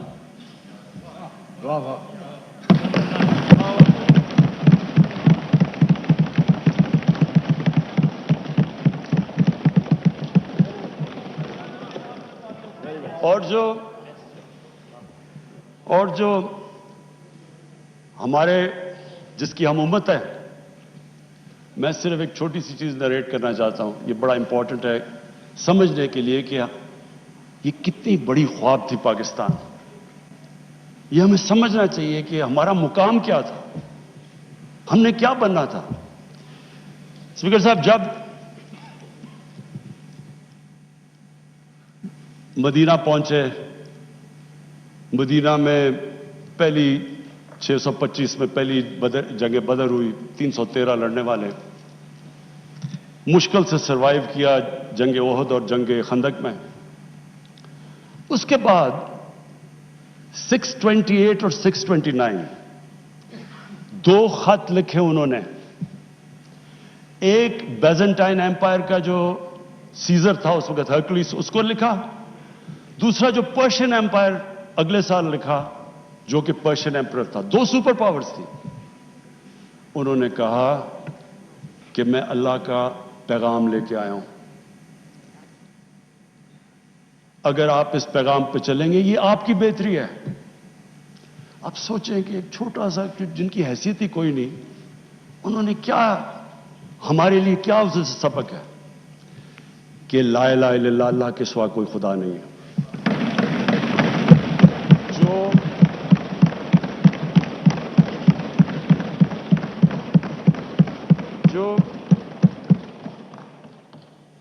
جو اللہ کے سامنے جھکتا ہے وہ کسی انسان کے سامنے نہیں جھکتا، چاہے وہ رومن ایمپرر ہو اور چاہے وہ پرشین ایمپرر ہو. اور کون سوچ رہا تھا کہ وہی جو بڑے ایمپائرز تھے، سپر پاورز تھی، وہ دیکھتے تھے یعنی وہ دیکھیں یہ تو آج تو ماڈرن ڈے ہے، ان دنوں میں تو اونٹ کی ٹریول تھی. تو سوچیں کہ اتنی تیزی سے وہ کیسے کولیپس کر گئے. دیکھیں جو لا الہ الا اللہ ہے نا، وہ انسان میں غیرت دیتا ہے، اور غیرت کے بغیر نہ کوئی انسان بڑے کام کرتا ہے، نہ آج تک قومی غیرت کے بغیر کوئی ملک اٹھا ہے.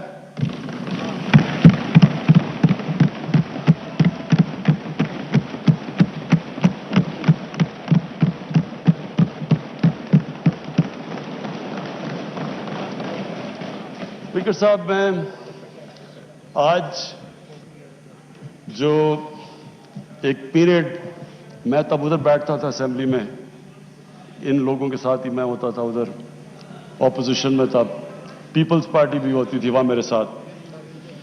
تو ایک ہم نے ایک ملک نے فیصلہ کیا کہ امریکہ کی وار آن ٹیرر جوائن کرنے کا. میں آج اس کے اوپر اس لیے بات کرنا چاہتا ہوں کہ یہ میں بڑا، اگر میری ساری زندگی میں جو میں سب سے زیادہ پاکستانی ہوتے ہوئے مجھے ذلت فیل ہوئی ہے وہ اس ٹائم پہ ہوئی ہے، تو اس لیے میں آج اس کی بات کرنا چاہتا ہوں. ہم نے فیصلہ کیا کہ جناب ہم فرنٹ لائن سٹیٹ بن جائیں گے امریکہ کی وار آن ٹیرر. میں اس وقت ایک سیٹ تھی میری، تب بھی میں بار بار کہتا تھا کہ یہ اس سے جنگ سے ہمارا تعلق کیا ہے؟ القاعدہ افغانستان بیٹھی ہوئی ہے، ملیٹنٹ طالبان افغانستان میں، ہمارے پاس تو وہ بھی نہیں تھے. ہم نے کیا کیا ہے کہ ہم ان کی جنگ میں شرکت کر دیں؟ وہ جو پیریڈ ہے وہ میں اس لیے چاہتا ہوں کہ ہم ہمیشہ کے لیے، میری قوم سیکھے. قوم، ایک انسان، ایک ادارہ آگے تب بڑھتا ہے جب اپنی غلطیوں سے سیکھتا ہے. وہ جو ہم نے حماقت کی، میں یہ چاہتا ہوں کہ میں ذرا پیریڈ آپ کو، کیونکہ میں نے شرکت کی اس میں، وہ جب میٹنگز ہو رہی تھی، جب وہاں فیصلے کیے گئے، فیصلہ یہ کیا گیا کہ نہیں جی امریکہ بڑا ناراض ہے. لفظ استعمال کیا گیا جو اس میٹنگ میں ہوں گے کہ وونڈڈ بیئر ہے، کس طرف بھی ہاتھ مار دے گا، ہمیں کچھ بھی کر سکتا ہے، اس لیے ہمیں اس کی مدد کرنی چاہیے. ہاں مدد کریں، دہشت گردی ہوئی تھی، ہمیں ان کی مدد کرنی چاہیے. لیکن جو ہم نے کیا اس کے بعد، کوئی قوم کسی اور کی جنگ میں شرکت کر کے 70,000 اپنے لوگوں کی قربانی دیتی ہے. 150 ارب ڈالر اپنے ملک سے، اس سے بھی زیادہ گیا ہوگا، ہمیں پتہ ہی نہیں ہے، کیونکہ یہاں تو کوئی کرکٹ ٹیم نہیں آتی رہی، انویسٹر نے کہا نا پاکستان. یہاں تو ملک کو انہوں نے کہہ دیا the most dangerous place in the world. تو ہم نے جو وہ کہتے رہے ہم کرتے گئے. ایک ٹامی فرینکس ان کا کوئی جنرل تھا، اس کی کتاب میں نے اس میں ایک سینٹنس پڑھا. اس نے کہا کہ we knew Musharraf was vulnerable so we kept pushing him. وہ جو وہ کہیں ہم کرنے کے لیے تیار ہو جائیں. لوگ اپنے وہاں پکڑا دیے، ان کو پکڑ کے گوانٹانامو میں بھجوا دیے. اپنی کتاب میں لکھا مشرف نے کہ میں نے پیسے لے کے لوگوں کو بھجوایا. کس قانون کے تحت؟ یعنی جو اپنے لوگوں کی، اپنی قوم کی، اپنے لوگوں کی، اگر وہ حکومت ہی ان کی حفاظت نہیں کرتی تو اور کس نے ان کی حفاظت کرنا ہے؟ پکڑا دیا جناب امریکہ کو، گوانٹانامو میں پہنچا دیا.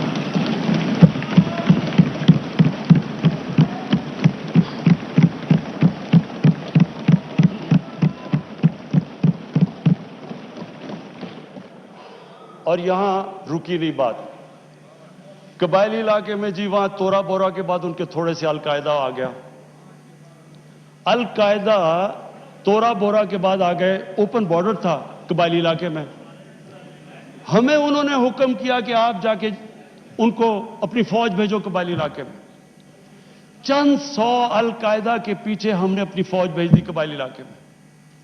اب جب فوج قبائلی علاقے میں جائے گی، وہ اپنے لوگ تھے ادھر، جو پھر ادھر سے وہ ڈرون اٹیک کریں، وہاں ہمارے شہری مر جائیں، ادھر ہماری فوج جس کو پتہ ہی نہیں کہ کس کے پیچھے جا رہے ہیں، چند سو لوگوں کے پیچھے قبائلی علاقے میں گئے. اس کا نتیجہ کیا ہوا؟ آدھا ہمارا قبائلی علاقے کے لوگوں نے نقل مکانی کی. وہ قبائلی علاقہ ابھی تک کہیں ریکور نہیں کیا. میری طرح کا آدمی جو کہتا گیا کہ یہ غلط ہو رہا ہے، مجھے طالبان خان بنا دیا. یعنی وہ میں جب کہتا تھا افغانستان میں کوئی ملٹری سلوشن نہیں، جناب یہ پرو طالبان ہے. وہ جو پیریڈ تھا اسد قیصر صاحب، اسپیکر صاحب، ہماری تاریخ کا سب سے، میں اگر مجھے سے کوئی پوچھے، سب سے سیاہ وقت تھا. ہمیں پتہ ہی نہیں ہے کہ دشمن کون ہے، دوست کون ہے. امریکہ ہمارا دوست ہے. کبھی یہ سنا ہے کہ آپ کا دوست اپنے ملک میں بمباری کر رہا ہو؟ کئی دنیا میں یہ سنا ہے کہ آپ کے ملک میں ڈرون اٹیکس کر رہے ہو؟ آپ کا اہل ہے. اچھا وہ جو لوگ مرتے تھے، جن کے بیوی بچے مرتے تھے جب بم پھٹتا تھا، وہ جا کے وہ بدلہ کس سے لیتے تھے؟ وہ پاکستانی فوج اور پاکستان سے. دونوں طرف پاکستانی مر رہے ہیں. میں نے جب پوچھا کہ یہ آپ جب اٹھاتا تھا یہ کیا کر رہے ہیں، کیوں اجازت دی ہوئی ہے؟ وہ آگے سے کہتے تھے کہ کیونکہ پاکستان نہیں ان کے پیچھے جا رہا لہذا ہمیں وہ کرنا پڑتا ہے. اسپیکر صاحب ہمارا 30 سال سے بیٹھا ہوا ہے لندن کے اندر ایک دہشت گرد, اس کو ڈرون ماریں گے تو کیا وہ اجازت دے دیں گے ہمیں؟ اب سوچیں اگر انگلینڈ میں ہم ڈرون اٹیک کر دیں اس کے اوپر تو کیا اجازت دیں گے وہ ہمیں؟ تو اگر وہ نہیں اجازت دیں گے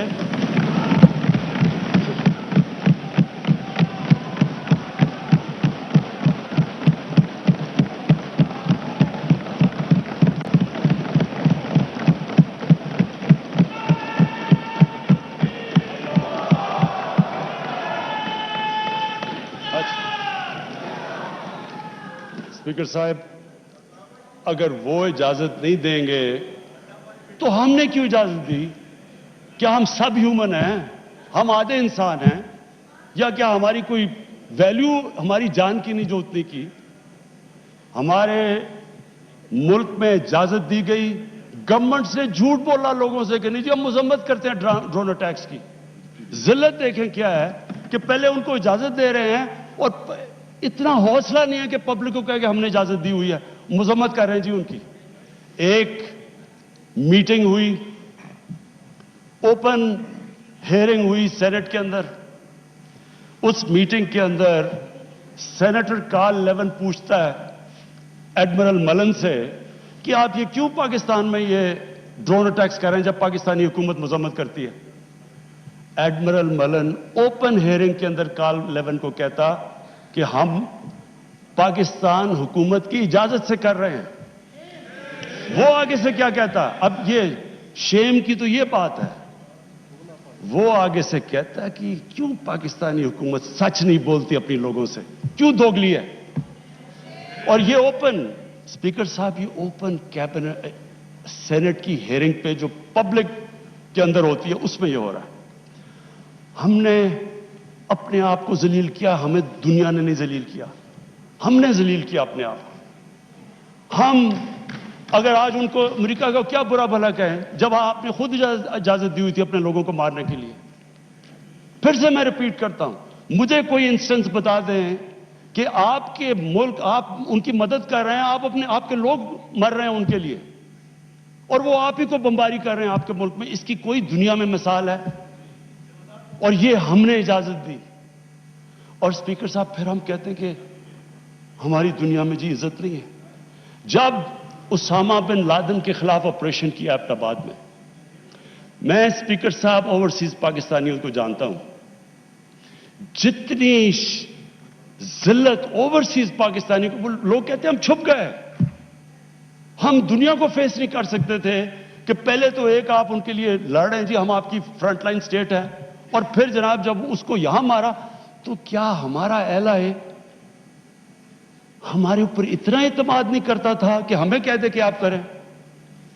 تو کیا وہ ہمارے دوست تھے یا دشمن تھے؟ ساری عوام کنفیوز پھر رہی ہے. اور جس طرح کی اسپیکر صاحب جس طرح کی چیزیں ان دنوں میں ہوئیں, ہماری جناب ساری سیلف اسٹیم ختم ہو گئی. مجھے یاد ہے ایک نئی چیز نکلائی, انلائٹنڈ ماڈریشن. ہم نے جی ایک کوائن کر دیا کہ ہم تو بڑے ماڈریٹ لوگ ہیں. اور ماڈریٹ کیا ہے؟ Enlightened moderation. اچھا اب انلائٹنڈ ماڈریشن کی عوام کو کیا سمجھ آنی ہے؟ مجھے بھی ابھی تک نہیں سمجھ کہ یہ کیا چیز ہے.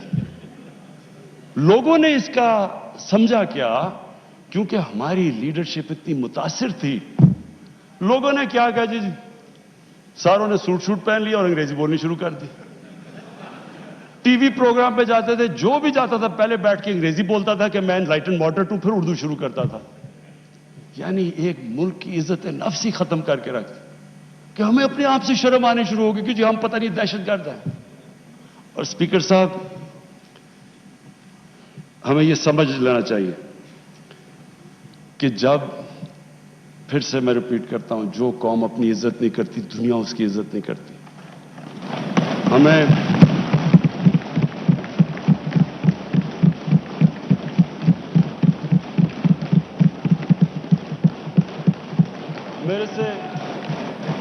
میرے سے پوچھا گیا جی کہ آپ پاکستان بیسز دے گا امریکہ کو؟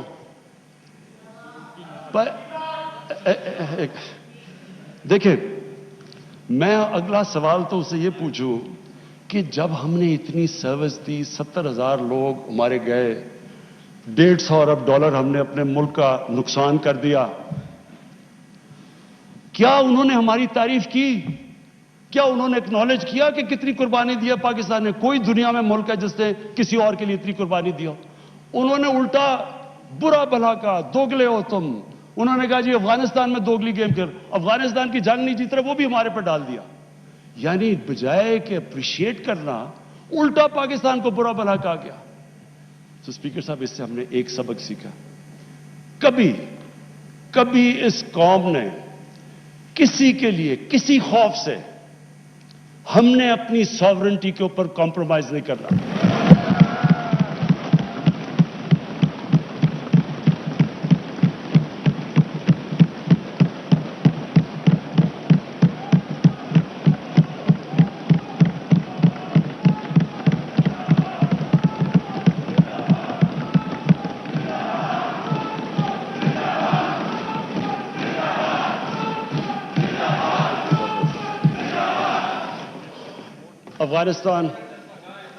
افغانستان یہ واقعی ہمارے لیے ایک بڑا مشکل اب وقت آ رہا ہے.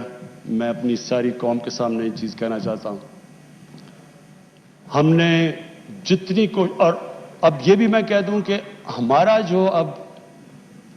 جو ہمارا اور امریکہ کا اس وقت انٹرسٹ ہے وہ ایک ہی افغانستان میں.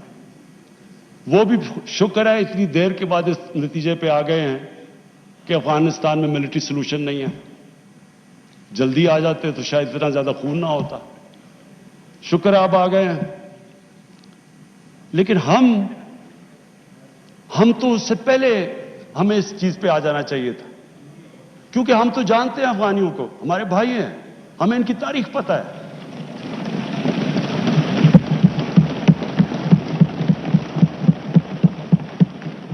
کبھی افغانستان نے باہر سے انٹرفیئرنس ایکسیپٹ نہیں کی, چاہے وہ انگریزوں کا دیکھ لیتے 19 سینچری میں, چاہے روسیوں کا دیکھ لیں, سوویٹس کا, اور چاہے یہ جو اتنی لمبی ساری امریکہ کی تاریخ میں سب سے بڑی جنگ کے بعد وہ بھی اس نتیجے پہ پہنچ گئے کہ کوئی ملٹری سولوشن نہیں تھا. ہمیں اگر ہم پرو ایکٹیو ہوتے, ہم اس وقت ایک خوددار حکومت کھڑی ہو کے کہتی کہ یہ آپ بالکل غلط کر رہے ہیں, اگر ہم کرتے ہم ان کو بچا لیتے, ادھر سے بھی خون کو بچا لیتے جو ہوا ہے وہاں افغانیوں کا, اور دوسری طرف ان کو بھی ایک بہتر ٹائم پہ یہ نکل سکتے تھے.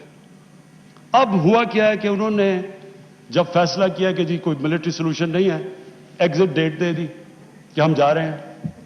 اب جب وہ جا رہے ہیں تو پاکستان کو کہہ رہے ہیں کہ جی کسی طرح اب ان کو ٹیبل پہ لے آؤ. ہمارے پاس کیا لیوریج ہے ان کو ٹیبل پہ نہ سوائے کہ ان کے کوئی خاندان یہاں بسے ہوئے ہیں؟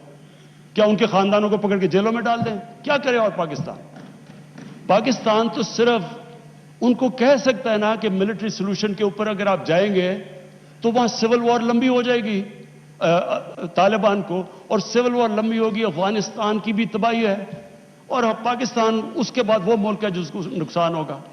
لیکن اس کے بعد جب وہ ڈیٹ دے چکے ہیں, اس سے زیادہ ہم لیوریج کیا کریں؟ اور مجھے بڑا افسوس ہوتا ہے, میں پریزیڈنٹ غنی کو بھی ملا ہوں, میں ان کے افغانستان بھی گیا, ان کے یہاں بھی لیڈرز کو ملا, میں ان کو سمجھا کے یہ کہہ چکا ہوں کہ ہمارا انٹرسٹ ہے افغانستان میں اس وقت امن ہو.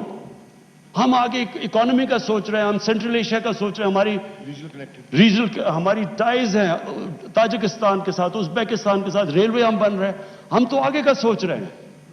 تو ہم تو چاہتے ہیں امن ہو, ہم نہ کوئی اسٹریٹجک ڈیپتھ چاہتے ہیں افغانستان میں.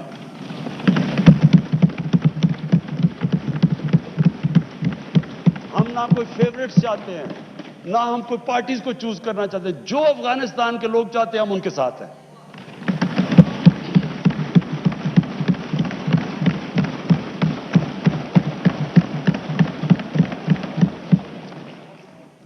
تو ہم پارٹنرز ان پیس تو امریکہ کے ساتھ ہو سکتے ہیں اور ہمیشہ رہیں گے, ہم پارٹنرز ان کانفلکٹ نہیں ہو سکتے. اب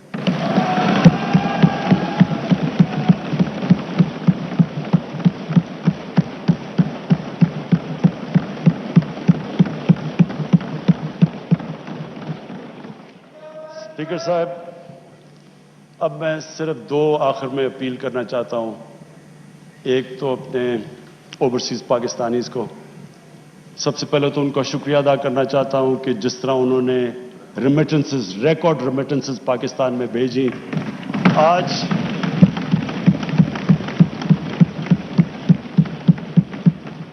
20 ارب ڈالر کا کرنٹ اکاؤنٹ جو ڈیفیسٹ آج 11 مہینے سے سرپلس میں چلا گیا ہے، وہ نہ ہوتا کہ اگر وہ اس طرح پاکستان کی مدد نہ کرتے اس مشکل وقت پہ، اور ہمیں انہوں نے جس طرح ریمیٹنسز بھیجی.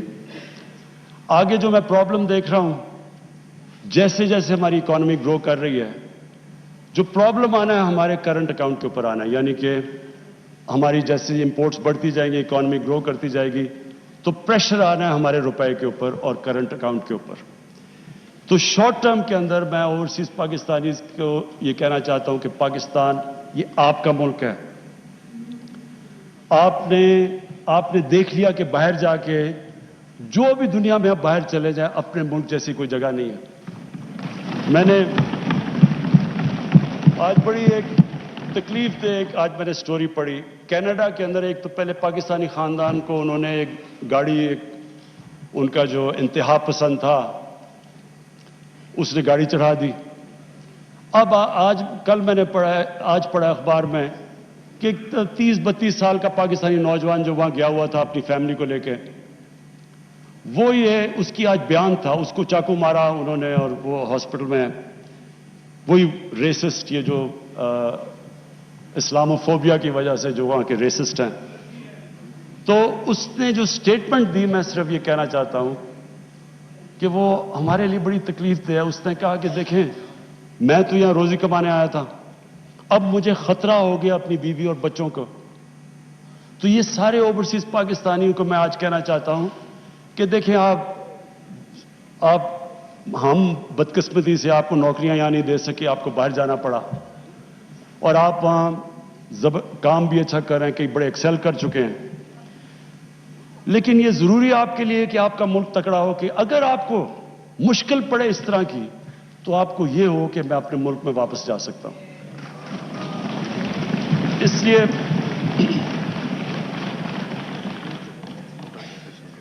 کاشف اس لڑکے کا نام تھا. تو میں یہ چاہتا ہوں کہ ہمارے اوورسیز، اب ہم پاکستان صحیح راستے پہ نکلا ہوا ہے. میں چاہتا ہوں کہ آپ پوری طرح اس ملک کی اس میں انویسٹ کریں، بزنسز کھولیں. ہم اب پوری طرح، میں خود لیڈ کر رہا ہوں کہ ہم ہر قسم کی رکاوٹیں دور کریں آپ کے لیے، ریگولیشنز کام کریں، ایز آف ڈوئنگ بزنس کریں، تاکہ آپ آئیں بینکوں میں ہمارے پیسے رکھوائیں. کیونکہ یہ جو شارٹ ٹرم ہمارا کرنٹ اکاؤنٹ کے اوپر جو پریشر پڑے گا، وہ صرف اور صرف اوورسیز پاکستانی شارٹ ٹرم میں کر سکتے ہیں. اس کے بعد فورن انویسٹمنٹ بھی ہے، ہماری ایکسپورٹس. مجھے بڑے فخر سے میں کہتا ہوں کہ جو ایکسپورٹس کے اندر اب جو اوپر گئی ہیں، تو ہم آہستہ آہستہ تو صحیح راستے پہ نکل چکے ہیں کہ ایکسپورٹ لیڈ گروتھ. لیکن تھوڑے وقت کے لیے میں اپنے اوورسیز پاکستانی کو اپیل کروں گا. اور اس کے بعد میں اپنی قوم سے، اب میں یہ میرے لیے کافی مشکل چیز ہے یہ جو میں کہنا چاہتا ہوں کہ دیکھیں، جب ایک ملک کا سربراہ باہر جا کے دوسرے ملکوں میں ملک کے لیے قرضے یا پیسے لینا چاہتا ہے، یہ میری 3 سال میں 2 مہینے کم جو ابھی پیریڈ گزرا ہے، سب سے مشکل پیریڈ ہوتا ہے کہ آپ لوگوں سے جا کے قرضے مانگ رہے ہیں، پیسے مانگ رہے ہیں ملک کے لیے. یہ چلے میرے لیے تو ہے مشکل، لیکن یہ قوم نیچے جاتی ہے. جس قوم کا لیڈر جا کے پیسے مانگ رہے ہیں، وہ قوم کی کیا حیثیت ہے؟ تو میں اپنے لوگوں سے کہنا چاہتا ہوں کہ دیکھیں، آپ سب چاہتے ہیں کہ پاکستان عظیم قوم ہو. آپ وہ لوگ ہیں جو دنیا میں 4-5 ملک ہیں جو سب سے زیادہ خیرات دیتے ہیں. یہ وہ ملک ہے، اور میں سب سے بڑا ریسیپینٹ ہوں. شوکت حرم کے لیے پیسے اکٹھے کرتا ہوں، نمل یونیورسٹی کے لیے پیسے اکٹھے کرتا ہوں. 2 ہاسپٹل بن چکے، تیسرا کراچی میں سب سے بڑا ہاسپٹل، سب کے لیے پیسے دیتے. اتنے کھلے دل کے لوگ نہیں ہیں دنیا میں جتنے یہ ہیں.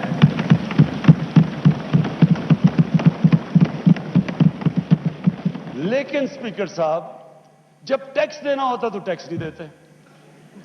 دنیا میں سب سے کم ہم ٹیکس دیتے ہیں. 22 کروڑ ہماری آبادی ہے. मुश्किल से 22 लाख लोग टैक्स देते हैं। 22 लाख लोग कैसे उठा सकते हैं बोझ 22 करोड़ लोगों का? ये कैसे मुल्क आगे बढ़ सकता है? कैसे हम इंफ्रास्ट्रक्चर ठीक कर सकते हैं? कैसे ह्यूमन डेवलपमेंट कर सकते हैं? तालीम से कैसे कर सकते हैं जब पैसा ही नहीं है हमारे पास? अभी मेरे सारे एमएनएस बारी बारी मेरे पास आए प्रोजेक्ट्स लेके, कम से कम को 500 अरब रुपए के प्रोजेक्ट्स मुझे दे दिए, जी ये भी बना दो वो भी बना दो। तो कैसे बनाए जब पैसे नहीं है आपके पास? और पैसे तब आएंगे जब आप टैक्स देंगे ये लोग। मैं अपनी तरफ से सबको ये अश्योर करता हूं कि पूरा जोर लगा रहे हैं हम कि अपने ऊपर हम खर्चे ना करें। प्राइम मिनिस्टर हाउस के अंदर कितना हमने और हाउस और उसके में 108 करोड़ रुपया 3 सालों में हमने अपना एक्सपेंस कम किया है। फेडरल गवर्नमेंट ने किया। 2 साल में पाकिस्तानी फौज ने अपना बजट फ्रीज कर दिया। हमने पूरी कोशिश की है ऑस्टेरिटी की, लेकिन अब कौम को सामने आना पड़ेगा। अगर हमने खुददार कौम बनना है हमें टैक्स देना पड़ेगा। इसको जिस तरह आप इसको ज़कात को समझते हैं, जिस खुले दिल से ज़कात देते हैं, खैरात देते हैं, तो टैक्स ये मैं इसलिए ये कह रहा हूं आज क्योंकि हम अब पूरा, मैं ये आज कहना चाहता हूं कि हमने पूरी छूट दी है बिजनेसेस को। मुझे इतना भी पता है कई बिजनेस ने इतना पैसा बनाया जितना कभी नहीं। खुद मुझे बिजनेसमैन ने कहा कि हमारा कभी इतना पैसा नहीं बना। तो ये जरूरी है, सब बिजनेसेस सबको कहता हूं कि आपको कंट्रीब्यूट करना चाहिए, पैसे दयानतदारी से पैसे देने चाहिए। हमारा काम है कि हम एफबीआर को ठीक करेंगे कि एफबीआर में हैरेसमेंट का जो इशू है ऑटोमेशन लेके आ रहे हैं इंशाल्लाह, ताकि इंसानों का कांटेक्ट ना हो। लेकिन अवाम का भी आपका काम है कि अगर आप दुनिया में खुददारी से फिरना चाहते हैं, हरे पासपोर्ट की दुनिया में इज्जत चाहते हैं, तो आपको अब उस तरह टैक्स देना पड़ेगा जिस तरह स्कैंडिनेविया के लोग देते हैं, जो कि आज खुशहाल माशरा है। खुशहाल माशरा तब तक नहीं होगा जब तक हम दयानतदारी से टैक्स नहीं देंगे। तो मेरी अपील है आज सबको कि हमारा टारगेट स्टिफ है। हमने तकरीबन 6,000 अरब रुपया इकट्ठा करना है टैक्सेस में, 5,800 अरब रुपया हमने इकट्ठा करना है जो हमारा टारगेट है। इसके ऊपर हम ये जो नया हमने अब फैसला किया है कि जिस तरह अमेरिका के अंदर टैक्स फ्रॉड का मतलब जेल, टैक्स फ्रॉड किया आप जेल में गए। यहां हम करने लगे थे लेकिन हमें आया कि जी एफबीआर को लोगों को इत्मीनान नहीं। अब फाइनेंस मिनिस्टर के नीचे कमेटी बनेगी, जो विलफुल टैक्स डिफॉल्ट होगा हम उसको जेल में डाल देंगे। क्योंकि अगर हमने ये ना पैसा इकट्ठा किया, अभी भी हम आईएमएफ प्रोग्राम में हैं, उन्होंने उसके बाद हमें कहना है कि जी इसके ऊपर टैक्स लगाओ और जीएसटी लगाओ और चीजों के ऊपर और खाने, तो लोग तकलीफ में जाएंगे। तो लोगों के आप सबके इंटरेस्ट में है कि अगर हम सारे लोग थोड़ा थोड़ा टैक्स दे देंगे तो हमारा टारगेट पूरा हो जाएगा और फिर हमें लोगों के ऊपर मुश्किलें नहीं डालनी पड़ेंगी। आखिर में बस स्पीकर साहब मैं अपनी कंक्लूड करता हूं तकरीर के, हमारा एक इशू है पाकिस्तान का जो कश्मीरियों के साथ जो जुल्म है इस वक्त हिंदुस्तान की हुकूमत जुल्म कर रही है। मैं आज उसके इसलिए बात करना चाहता हूं कि 5 अगस्त, उससे पहले भी कश्मीरियों के ऊपर हिंदुस्तान की हुकूमत जुल्म कर रही थी। पैलेट गन्स का इस्तेमाल, लोगों को उठा लेना, उनको एक ऐसा ट्रीट करना जैसे जब से ये बीजेपी की हुकूमत आई है, ये जो आरएसएस का एजेंडा है, उनको हर किस्म की तकलीफ में था। लेकिन 5 अगस्त के बाद जुल्म की इंतहा हो गई। तो मैं आज इस प्लेटफॉर्म से इसलिए उनका नाम लेना चाहता हूं कि उन्होंने बड़ी कुर्बानियां दी। मैं उनके जज्बे को सलाम पेश करना चाहता हूं अपनी सारी कौम की तरफ से।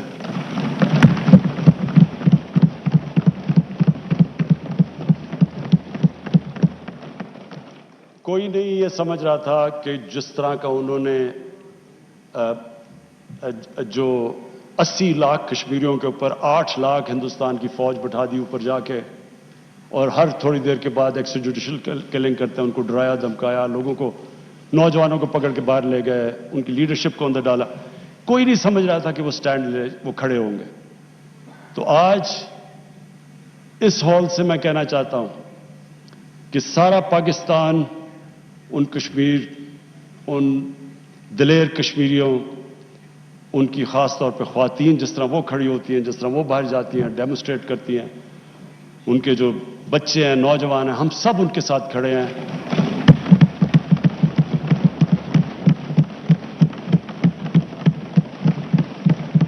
اور جو مرضی لوگ کہیں کہ جی یہ کچھ کرنے لگے یا کمپرومائز، کسی قسم کی، جب تک ہم ہندوستان سے ڈپلومیٹک ریلیشن شپ بحال نہیں ہوگی، جب تک جو 5 اگست کے انہوں نے جو قدم اٹھائے ہوں وہ واپس نہیں لیں گے، تب تک کوئی نہیں. بہت بہت شکریہ. تھینک یو جی. میں قومی اسمبلی سیکریٹریٹ کے عملے کی طرف سے کی گئی غیر معمولی محنت کی تعریف کرتا ہوں. میرے سٹاف نے انتک محنت سے بجٹ پر 69 گھنٹے طویل ترین جنرل ڈسکشن کو ممکن بنایا. بجٹ کی منظوری کی مراحل میں آج کے دن کو شامل کرتے ہوئے تقریباً 100 گھنٹے کا اجلاس کو یقینی بنا. 100 آورز ہم نے اجلاس چلایا.